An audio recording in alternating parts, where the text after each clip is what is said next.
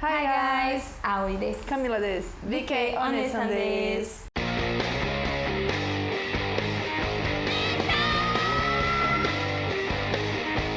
Following the second part of our VK 101 series, today we're going to talk about what happened after the pioneer bands had established Visual Kei as a well-succeeded movement. If you watched the first video of this series, you already know what kind of circumstances gave birth to something like Visual Kei. If you had not yet, click on the card up here, watch it and come back. Go ahead, we're gonna wait for you. Yeah, click. If you already did it, we're going to refresh your mind a little bit.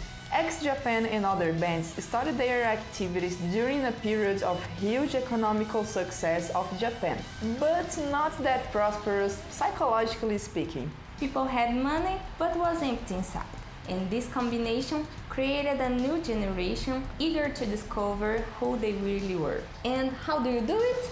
Breaking the status quo. In this context, Visual Kei was born as an aggressive way to break with the standard Japanese concepts of youth, gender and music, and a way that people found to affirm themselves as individuals. After the pioneers got successful on the mainstream media, people from the following generations found inspiration and a paved path to follow. These new bands added new influences that resulted in the creation of many new styles, and that's what we're going to talk about in this video. As you guys can easily recognize, the first bands of the Visual Kei movement were pretty similar to each other, with some variations of course. So we can assume that these bands were responsible for the diversification of the Visual Kei scene. You know, those subgenres of Visual Kei that we fans all know about. The most famous and basic subgenres are Kote Kote Kei, the most traditional VK style. The bands dress in elaborate flash costumes, mostly in black. They also wear heavy makeup with big medusa hair in bright colors. And the music is often described as dark and intense.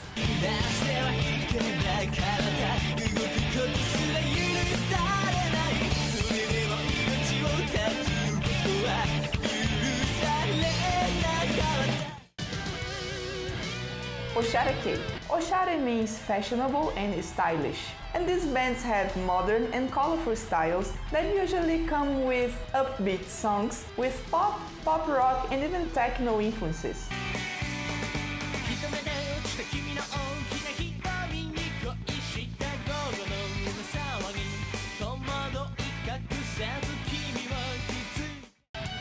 Goth Lolita, Goth Aristocrat, aka Tambikei. This style is mostly influenced by the Victorian era and feature romantic and visually stunning costumes that reflects royalty and elegance. The music also tends to be very inspired by the European influences, usually borrowing sounds from Baroque, orchestral rock, and symphonic metal.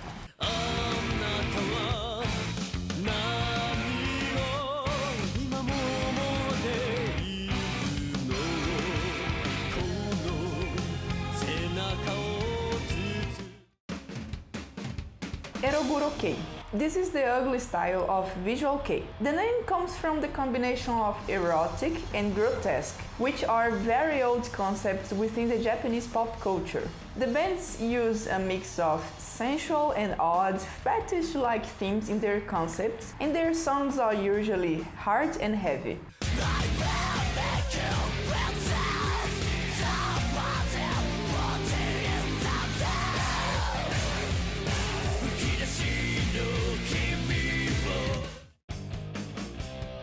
Nagoya Kei. This visual band has a darker and heavier sound with less emphasis on their visual part.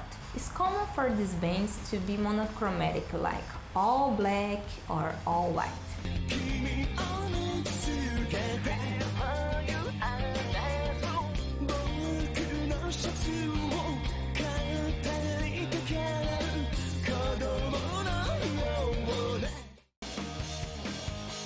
Angura Kei.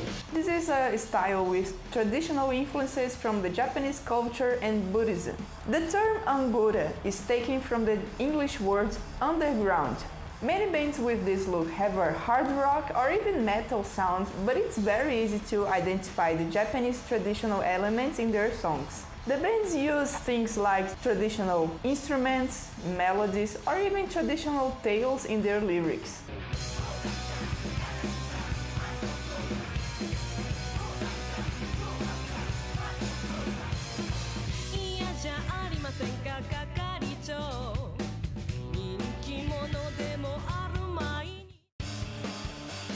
Cosplay Kei. The name is self-explanatory. They are bands that use visuals inspired by anime, tokusatsu, and this kind of things.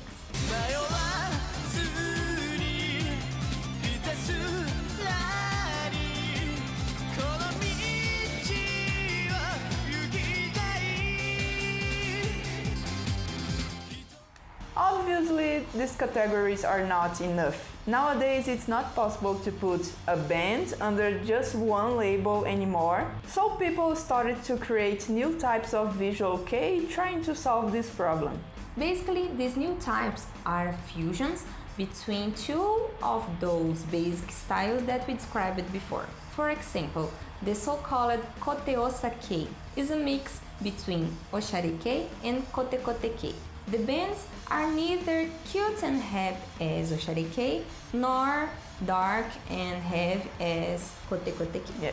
There are also subgenres of a basic Visual Kei category. For example, Iryo Kei is inspired by the grotesque part of the medical fetishism and is a subgenre of Eroguro Kei.